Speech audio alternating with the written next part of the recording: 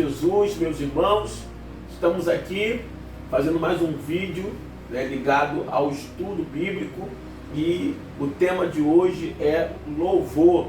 Iremos falar de louvores, amém? É um tema abrangente, são pontos e subtítulos que a gente poderia estar abordando, mas vamos tentar ser objetivo. Você que gosta de louvar, que gosta de adorar a Deus, tem isso realmente como um dos pontos principais da tua vida, de estar sempre oferecendo a Deus louvores, cultos, adoração, faz parte da tua vida. Então permanece com a gente aí até o final desse estudo, amém? Aproveite para se inscrever no nosso canal, ativar o sininho, deixar o seu like, para que nós venhamos em toda notificação você possa receber aí no teu aparelho, no teu celular, amém?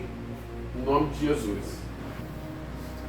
Irmãos, quando a gente fala de louvor, não tem como não falar do livro de Salmos, Salmos faz parte do conjunto de livros que é dividido na Bíblia como livros poéticos.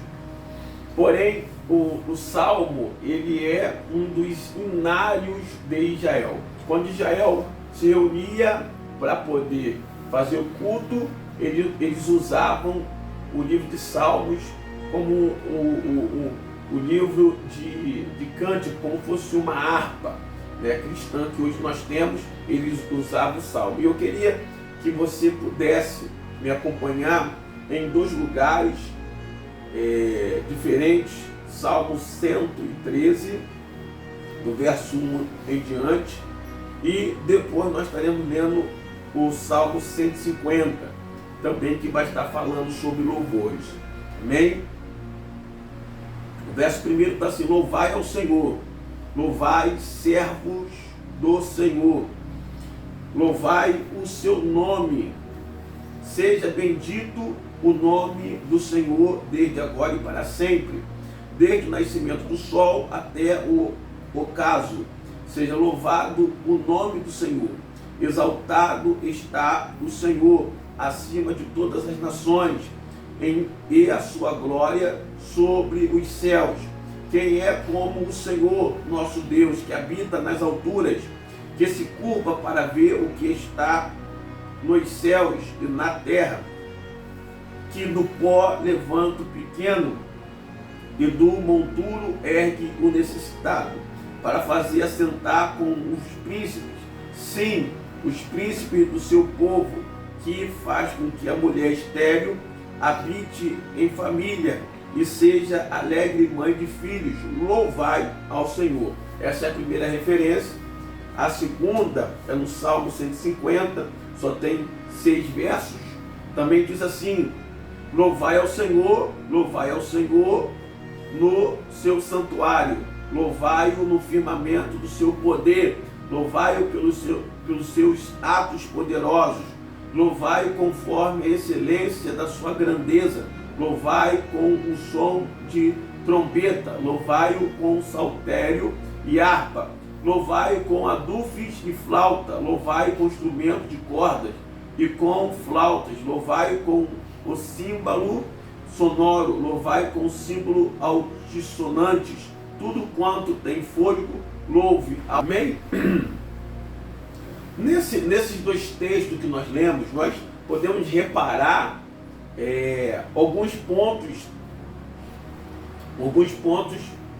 necessários, alguns pontos bem interessantes. O primeiro, ele vai convidar a louvar o Senhor. O salmista, ele vai convidar, ele vai orientar, ele vai instigar os homens a louvarem ao Senhor. É um convite para louvar ao Senhor, E o segundo passo, o segundo ponto, é que dentro desses dois salmos que nós lemos, vem mostrando o porquê de louvar o Senhor. Vem mostrando o porquê, Em que ele mostra o porquê? Ele vem mostrando, na verdade, as obras de Deus. Vem mostrando o que Deus fez, o que Deus faz o que Deus é capaz de fazer, né, o tamanho do poder de Deus, e isso, na verdade, vai mostrar todas as obras que Deus ele fez, faz e continuará fazendo, mostrando que Ele é o único que é digno de receber verdadeiramente toda adoração que se dá a Ele, né? Mostrando que não tem como oferecer ou render glórias a nada, a nenhum homem, a nenhum ser, né? Por isso que Deus não divide a sua glória com ninguém, porque realmente Ele é soberano em poder. Então, por isso que é convidado aos homens a louvar ao seu nome, porque realmente, né, não é uma questão de vaidade. Deus não tem vaidade, é uma realidade. Deus é o único que é o grande eu sou, que sustenta todo o universo, e por isso Ele, né, exige, amém, a única adoração sendo dado a Ele. E aí, é só por questão de conhecimento, é interessante, nós estamos falando sobre salmos, e salmos, como nós já falamos, é o antigo hinário de Israel, e os salmos, por questão de conhecimento, ele tem alguns autores, né? O livro de Salmo tem alguns autores, está aqui como uma observação sobre os autores, né? No tocante à autoria dos salmos, os títulos atribuem, né, 73 deles a Davi, 12 a Asaf, que é um levita com os dons relacionados à música e é profeta, 10 aos filhos de Corá, mais, né, uma família talentosa de músico, 2 a Salomão, 1 a Emã e outro, né, 1 a Etã e 1 a Moisés. Amém? Então você vê aí que, né, tem esses autores, né, tem Salomão também, tá, no meio, e 50 deles são anônimos, que não citam o nome deles no livro de Salmos, né? São, na verdade, cada um faz em situações diferentes, né? Eles montaram, né, esses hinos em situações diferentes. Uns estavam passando por guerra, outro precisando de livramento, outro de socorro, outro de gratidão a Deus, outro de lamentações, cada um numa situação diferente, né? Porém, todos eles louvaram ao Senhor. E o próprio nome ou o significado, né, da palavra, do nome Salmos, está ligado, né, a essa visão de adoração a Deus. Está aqui, ó, o título hebraico, né, dos Salmos significa louvores. O título na Septuaginta, que é a tradução do Antigo Testamento para o grego, que se deu há 200 anos antes de Cristo, significa cânticos para serem acompanhados com instrumentos de cordas. Amém? Então você vê que todos eles, seja no hebraico, quer dizer louvor, ou na tradução da Septuaginta, que é a tradução do Antigo Testamento para o grego, né, tem essa ideia de adoração. Então, de qualquer forma, ou um significado ou outro tem a mesma base. Então, por isso que os livros de Salmos realmente é o inário de Israel. Amém? Só por questão de conhecimento. Mas uma coisa que é importante, que é necessário, que nós não podemos esquecer, que independente, né, de nós enxergarmos ou termos no nossos dias atuais muitos levitas, muitos cantores, hoje nós temos aí altos níveis, né, de adoração, de preparo, músicos excelentes, profissionais. Isso não está diretamente ligado, né, a uma verdadeira adoração, porque não é a parte externa ou exterior, a aparência, que tem como ditar diretamente se aquela adoração, aquele louvor está sendo recebido por Deus. Porque quando nós lemos aqui, tem até uma passagem, acredito que você já ouviu falar, amém? Abre comigo em João, capítulo 4, onde vai falar sobre a mulher samaritana, que grande parte de nós já conhecemos, mas eu queria só recitar essa passagem, porque Jesus ele vai aqui diretamente falar sobre a adoração. Vamos lá no capítulo 4, no versículo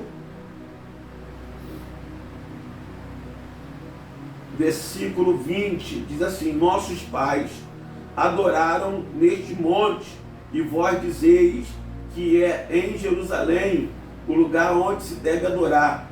Disse-lhe Jesus: mulher, crê-me que a hora vem em que nem neste monte, nem em Jerusalém adorareis o Pai. Vós adorais o que não sabeis, nós adoramos o que sabemos, porque a salvação vem dos judeus, mas a hora vem, e agora é, em que os verdadeiros adoradores adorarão o Pai em espírito e em verdade, pois que o Pai procura os tais que assim o adoram. Deus é espírito, importa que os que adoram, adorem em espírito e em verdade. Então você percebe que Jesus aqui está falando que o Pai procura. Nós já sabemos disso, se está procurando, porque realmente está em falta ou não tem. Isso é uma realidade, porque a gente colocamos, né, essa extrema adoração de hoje na mídia, tanto louvor, tanto preparo, que não é que é ruim, deve ser, só que não podemos só basear isso em uma questão externa.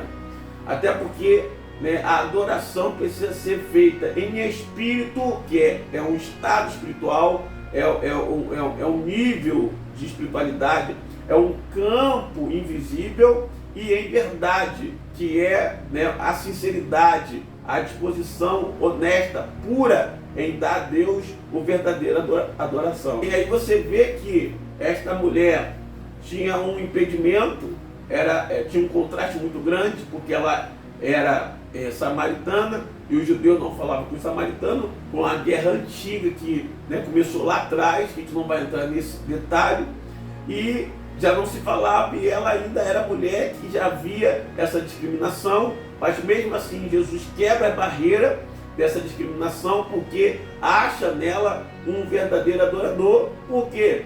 Porque você vê que Jesus no diálogo está falando sobre salvação, está falando, né, a respeito de dar água a ela para beber, que saltaria para a vida eterna. E ela rompe esse diálogo e entra na adoração, né? A preocupação dela é dar a Deus a adoração verdadeira. Então você entende que é realmente um verdadeiro adorador, amém? E aí a gente entra aqui em um detalhe tremendo, que Deus ele ama, ele gosta tanto de ser adorado, de ser enaltecido, como eu disse, não por vaidade, porque Deus não tem isso, porque é algo real, verídico, só Ele é digno. E aí, no Salmo de número 22, vai nos revelar algo tremendo, que Deus, Ele habita, vamos ler aqui, ó, tá assim, ó: porém tu és santo, e que habitas entre os louvores de Israel.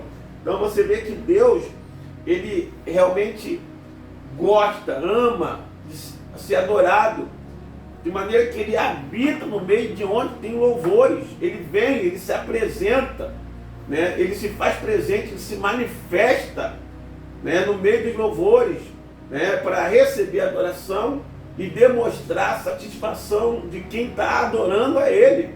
E aí, irmãos, o resultado da manifestação da presença de Deus no local, no ambiente, irmãos, é tremendo.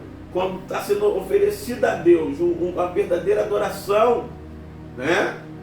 Deus, ele se manifesta. E tem aqui um exemplo muito grande. Quem se lembra de Saul? Eu não vou ler, eu ia ler agora, mas eu vou só te passar essa referência, para que você depois leia com calma. tem em 1 Samuel capítulo 16, versículo 14 ao 23, que o Espírito de Deus sai de Saul, há um espírito agora maligno da parte de Deus que perturba a Saul. Ele manda chamar alguém, um jovem que toca, lembra-se de Davi, traz uma referência de Davi. Davi vem, quando Davi toca a harpa, o espírito maligno sai de Saul. Ou seja, Deus, ele se manifesta no meio do louvor, e quando ele se manifesta, aquilo que é mal tem que sair. Não é exatamente o louvor que age essa libertação, mas é a manifestação de Deus no louvor que faz essa libertação. Uma outra referência está em 2 Crônica, capítulo 20, do versículo 1 em diante, né?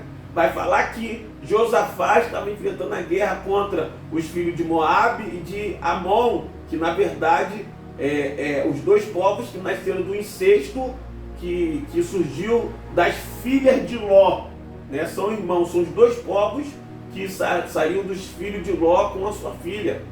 E aí se levantaram para vir contra Josafá.